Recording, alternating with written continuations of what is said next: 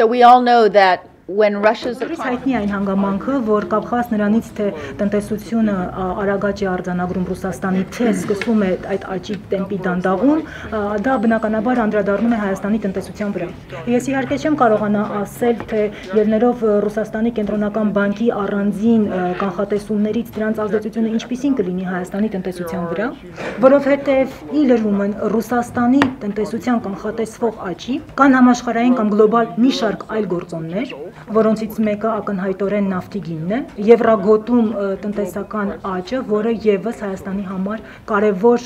առևտրային գործընկեր է, ինչպես նաեւ Հայաստանի տնտեսության վրա ազդեցություն կգործեն մետաղների համաշխարհային գների զարգացումները։ Համաշխարհային բանկի տնտեսագետները ամեն շաբաթյա կտրվածքով մոնիտորինգ են ենթարկում եւ շարունակաբար վերանայում են կանխատեսումների ցուցանիշը, սակայն մի բան, որը միանշանակ կարող ենք արձանագրել, այն է, որ հաշվի առնելով այն կապը, որը առկա է Ռուսաստանի տնտեսության եւ Հայաստան ուղղվող մասնավոր տրանսֆերտների կամ դրամական փոխանցումների միջև, ինչպես նաեւ Ռուսաստանը որպես Հայաստանի գյուղմթերքի համար արտահանման շուկա,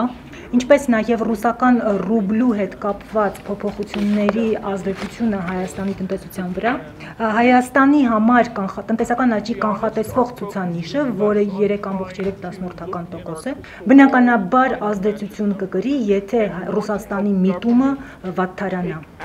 Եվ անկեղծ լինելով ասեմ, որ մեզ համար նպատակը այն չէ, որ նայենք մեր այսպես թափանցիկ